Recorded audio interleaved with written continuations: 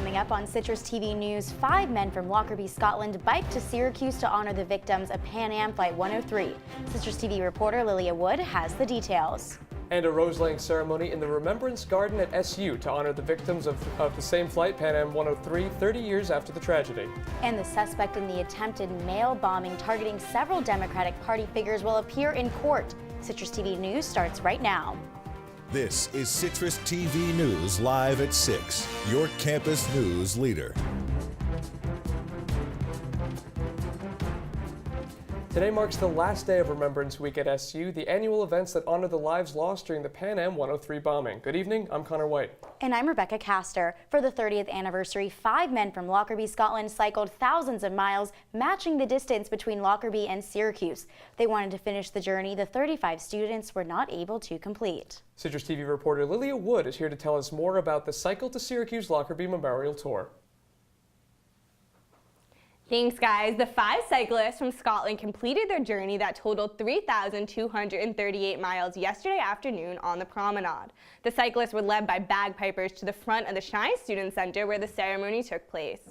To remember them not as victims, but as terrific human beings who had a future that we will enact through good acts between our 2 locations.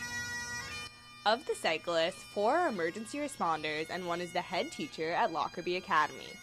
You know, you had a fellow that was on the tour that watched the plane explode in the air and was the first responder on the ground.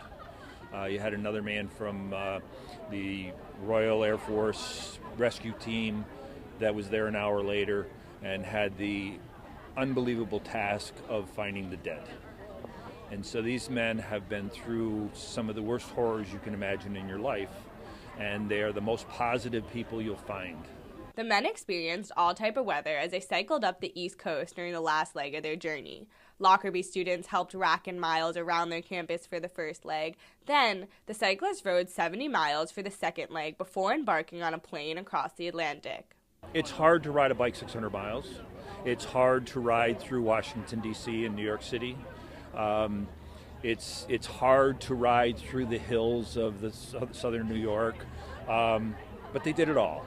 Each year since the tragedy, a Remembrance Scholar here on campus represents one of those 35 lives. I was looking around the other scholars, like it has been such an emotional journey for all of us, and I think so far that's been the most emotional. Along with honoring the victims, the ride also raised awareness and money that will go towards a mental health counseling organization in Lockerbie.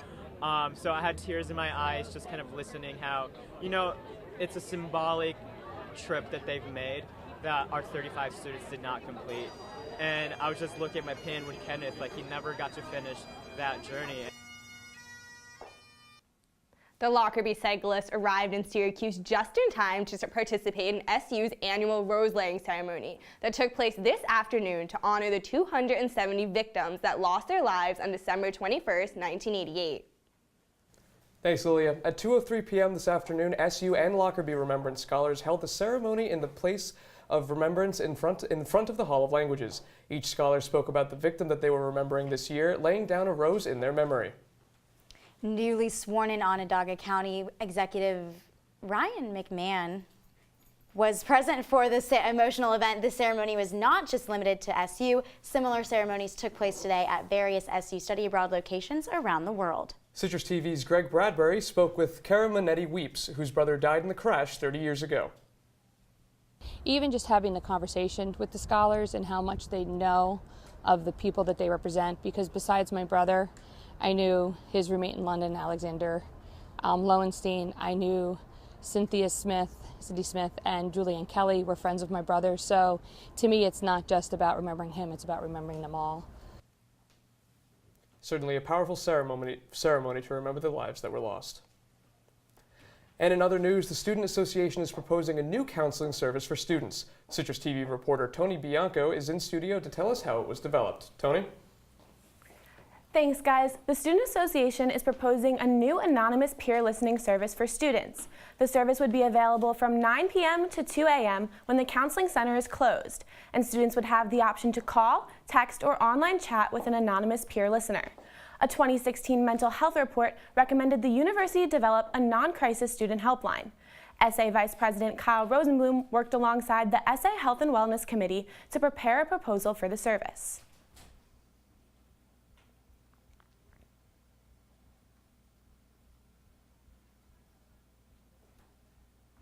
Peer listeners will be undergraduate volunteers and will be trained by licensed clinical psychologists for advising and crisis management. While anyone will be able to volunteer, Rosenblum is hoping to target students from mental health organizations on campus. The Student Association says the helpline is unlike anything the university has done before. Because we've all been in that place like at 1 a.m. or 2 a.m.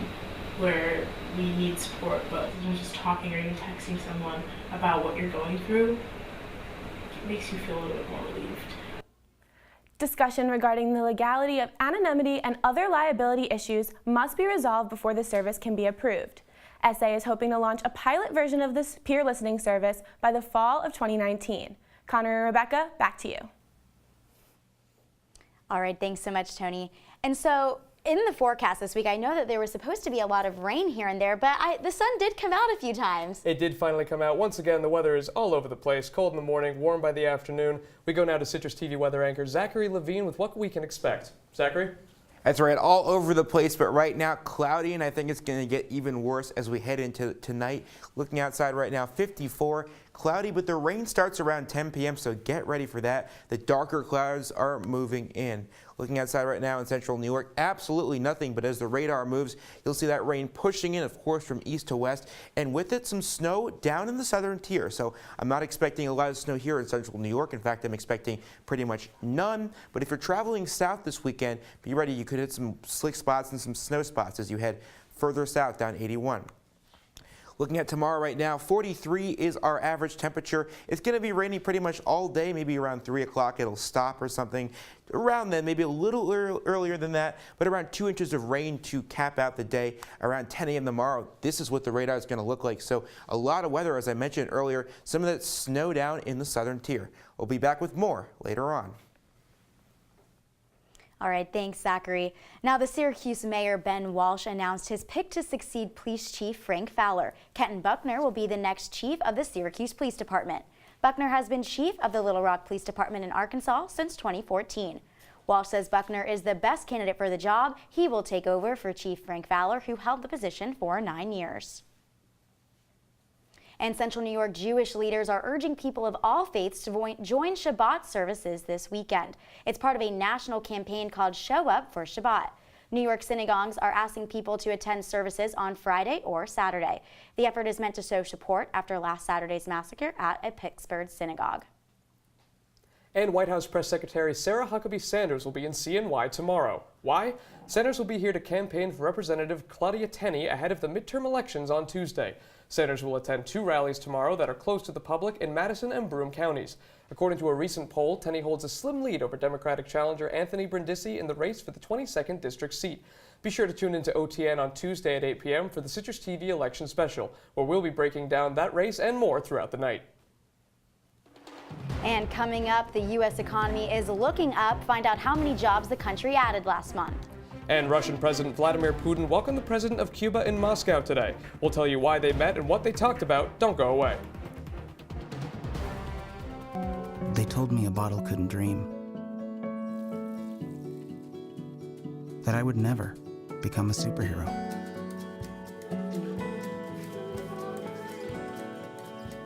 But I learned how to fly.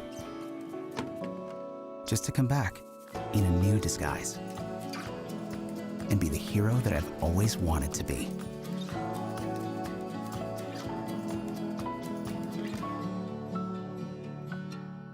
There's one thing you can never have sex without. It's not something you buy. Or something you take. In fact, there's only one way to get it.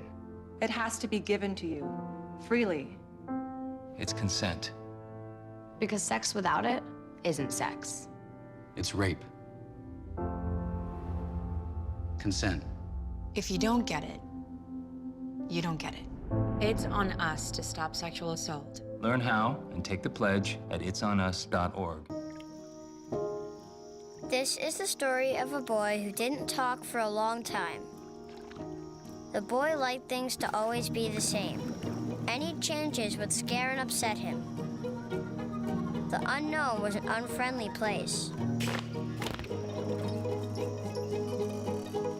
The boy was very sensitive to lights and sounds. So he built secret hiding places where they couldn't get in. The boy didn't like looking people in the eye. He wasn't trying to be mean, it just made him feel uncomfortable. Sometimes he would flap his arms again and again. One day, I found out I have something called autism. My family got me help. Slowly, I found my voice and learned all the ways I could live with it better. Early intervention can make a lifetime of difference. Learn the signs at autismspeaks.org. If you see news happening on campus, in Syracuse, or across the nation, call the Citrus TV Newsroom, 315-443-1177, or tweet at CitrusTV News, your campus news leader. Welcome back to Citrus TV News. Now, the U.S. economy had a massive boost last month. The government says 250,000 jobs were added. The unemployment rate stayed at a 49-year low of just under 4%.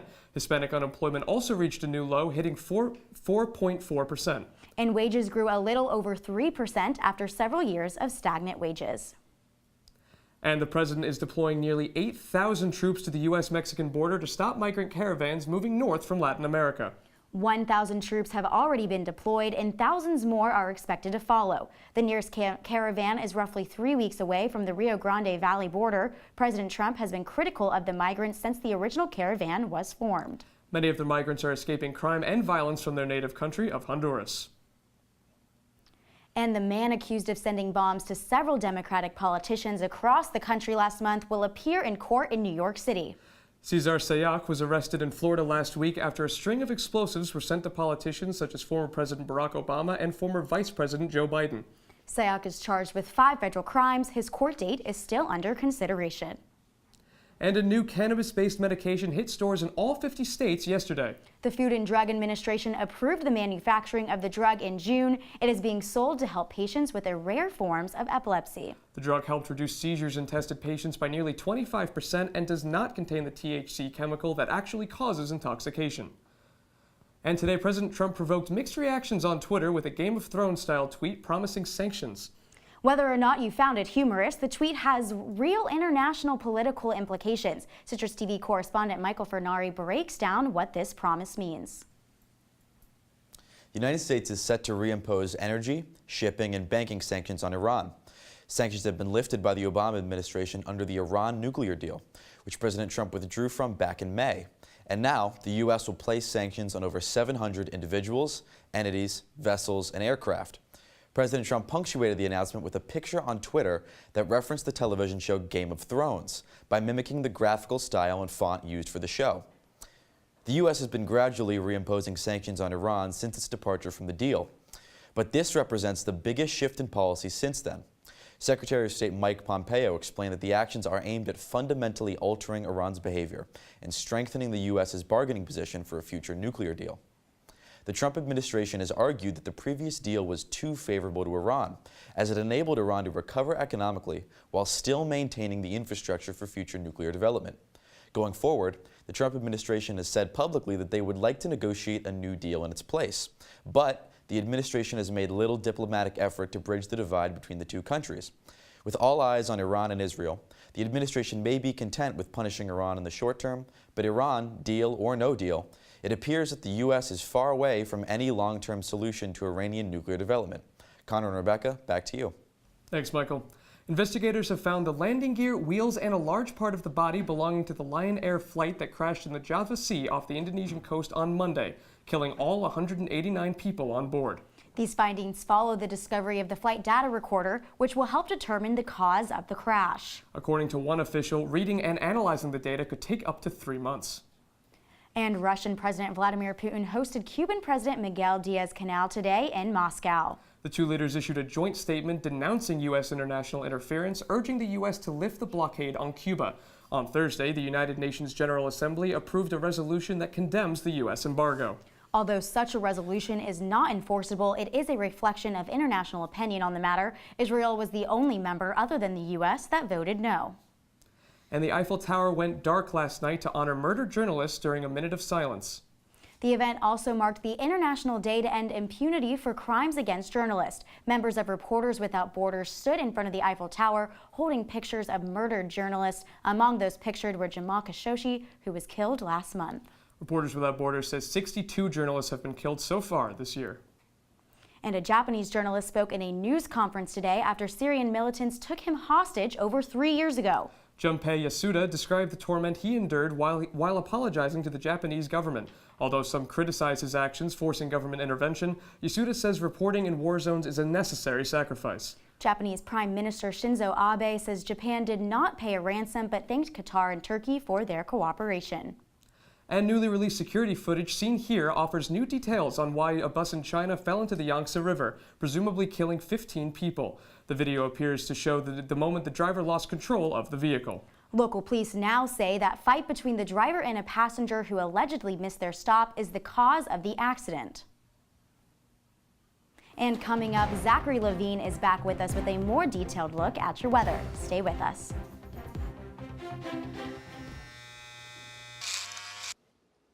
You've messed up your son's haircut. Mom? Do you A, try to fix it? Like it never happened. B, work with what you got?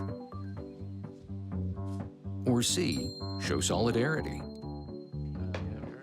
Thank you, baby. As a parent, there are no perfect answers. But you don't have to be perfect to be a perfect parent. Thousands of teens in foster care will love you just the same. Here we go. We're gonna go out there in the rain. You're gonna get wet. All right, here we go.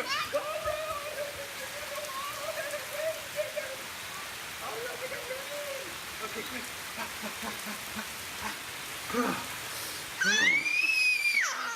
Oh yeah, yes. So much fun. Mwah. We're getting so wet. Your daughter just had her first breakup. Do you A, put yourself in her shoes? B, console her? Don't worry, sweetie. This is gonna happen a lot. Or C, find her a new boyfriend? Nice, single boys. That was weird. As a parent, there are no perfect answers. But you don't have to be perfect to be a perfect parent. Thousands of teens in foster care will love you just the same. From the CitrusTV Weather Center, this is SU's most accurate weather forecast. And welcome back to Citrus TV News. Time for a full look at your weather. Let's recap what we've gone over so far. Looking outside right now, 54. But get ready, it's cloudy right now. It's going to be even rainier later on. I'm expecting up to 2 inches of rain tonight into tomorrow morning. Taking a look at our satellite. 10 a.m. tomorrow, rain here in central New York, but snow down in the southern tier. So get ready. If you're driving down 81, you could hit some slick spots out there. Now taking a look outside tomorrow, a closer look at our hourly forecast. Of course, we have the game tomorrow at noon. It's on the road. I'll have more on that later, but that is a game you're going to be watching inside. Obviously, it's going to be raining all day. Not much variation to our temperature at all. 40 at 9, 41 at noon, 42 in the evening. But I mean, I'm talking about temperatures getting cooler in the evening. Again, 2 inches of rain we're looking at tomorrow. So there could be some floods, small floods in the roads. Looking at our current temperatures outside right now, 54 here in Syracuse, down in the southern tier, Binghamton 61, Elmira at 61. So a little warmer down there. Obviously, we're further north. Moving into our full 5-day weather forecast. Saturday, as I mentioned, rainy. Sunday, the best day of the weekend. I'll have more later on. Guys, back to you.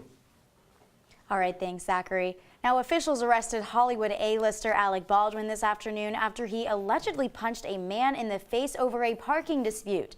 The 60-year-old actor was on East 10th Street in New York City when the altercation supposedly took place. The alleged victim was taken to a nearby hospital, and Baldwin is currently being held in the NYPD 6th Precinct. And Starbucks is now serving its new holiday cups, and one of them is being given away today for free. The company has been giving away its reusable red holiday cups to customers who buy a drink while supplies last. The company plans to offer a 50-cent discount on drinks to customers who bring their own cup after 2 p.m. over the next 2 months. Starbucks says it is also part of an initiative to reduce waste from disposable cups. Coming up, Syracuse football fans may think holiday season came early this year, but the head coach still wants more. Plus, an SU soccer player is heading back across the pond for some footy, and Orange volleyball is playing right about now. Stick around.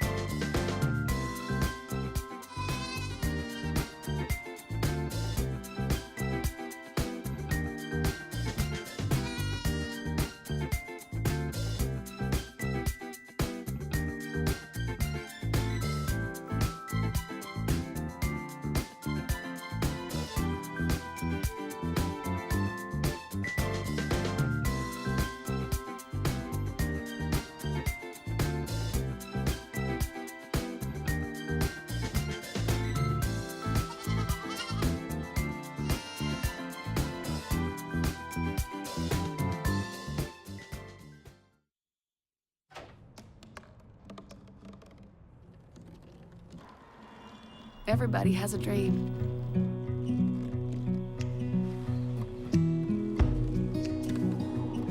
Mine was to see the ocean. And with a little help, I made it.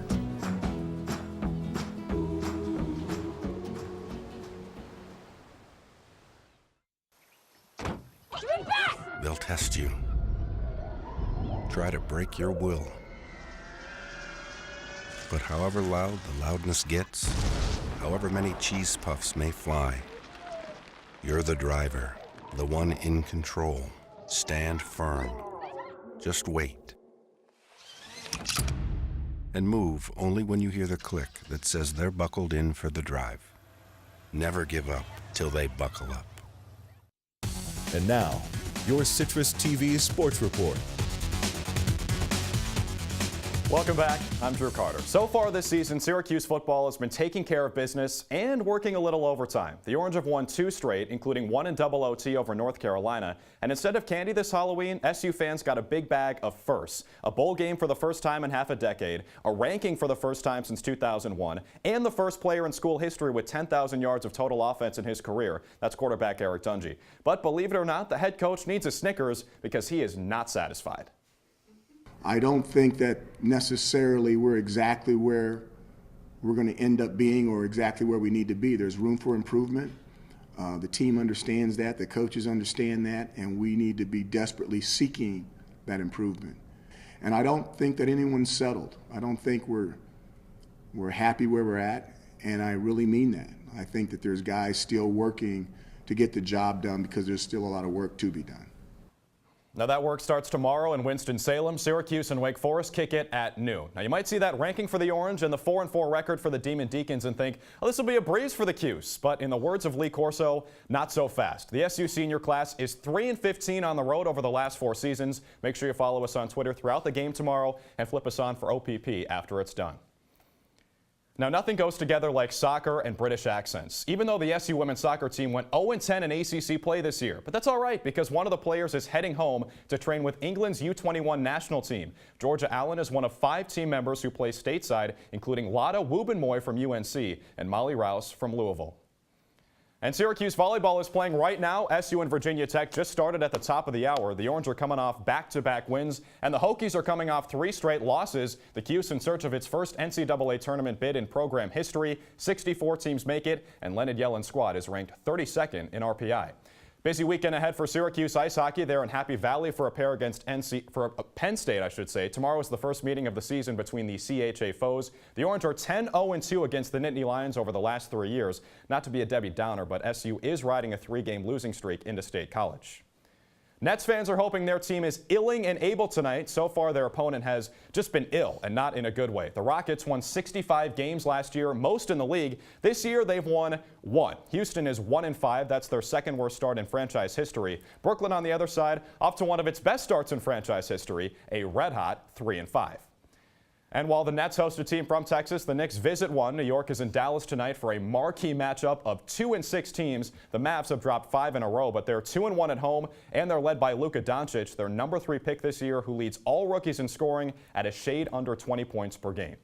The Bills are on a short week after a Monday night loss to the Patriots. They host the Bears on Sunday at 1. Buffalo's offense looking to make some noise after they scored a combined 37 points over the last 5 weeks. That's an average of 7.4 per game. Chicago on the other side leading the NFC North at 4-3.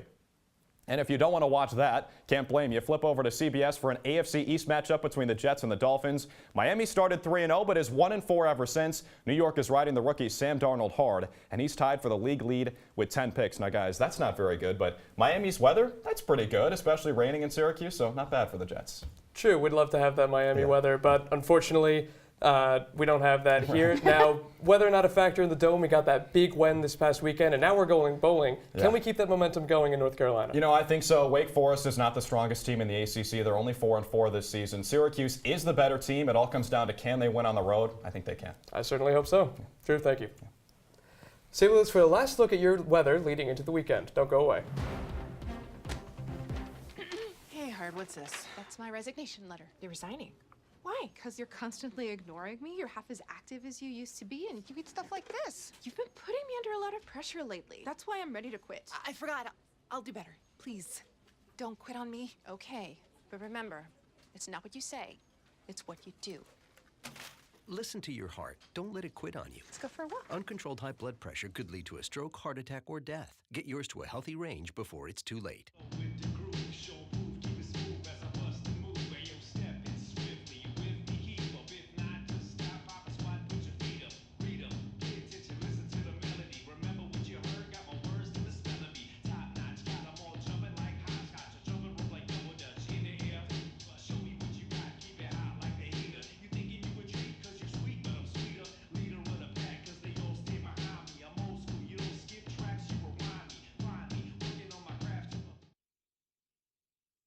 I see you mobbing over her. Let's go. Let's mob. Let's crawl. Let's crawl. Let's crawl. Hey, yo, we mobbing. Come on, girl. Let's crawl. Hey, yo, let's crawl.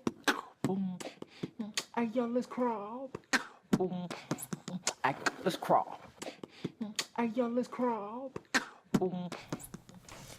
And welcome back to Citrus TV News. Here, one last look at your 5-day forecast. As I mentioned all along, rainy tomorrow, but Sunday looks like your best day of the weekend. We're going to have rain chances Monday and Tuesday. Tuesday is going to be the warmest day of the week, up to 61, but then Wednesday, partly cloudy. So get ready for that, guys, that rain coming up. Yeah, so we have rain tomorrow, but what about down in Wake Forest where our football team will be taking them on? It's going to be a lot better here for us. 50 degrees there, sunny. There's not going to be an inch of rain looking to fall down on the ground there. So great for SU. Obviously, they're used to playing without any weather. Should be the same. Thank you, Zachary. Yeah, thank you. And now Simone Biles won her record-breaking 4th all-around world gymnastics title last night, while, get this, battling kidney stones. The gold medal winning gymnast was in the hospital less than a week before competing. At the meet, Biles' team considered having her tone down her floor routine, but Biles decided against it. Although she fell twice during her routine, Biles was still able to pull out the all-round win. She is now the most decorated women's gymnast to compete at Worlds. Well, that's all the time we have tonight. Make sure to follow us on Twitter and Facebook at Citrus TV News for our round-the-clock news coverage. I'm Conor Wight. And I'm Rebekah Castor. Thanks for watching and have a good night, Syracuse.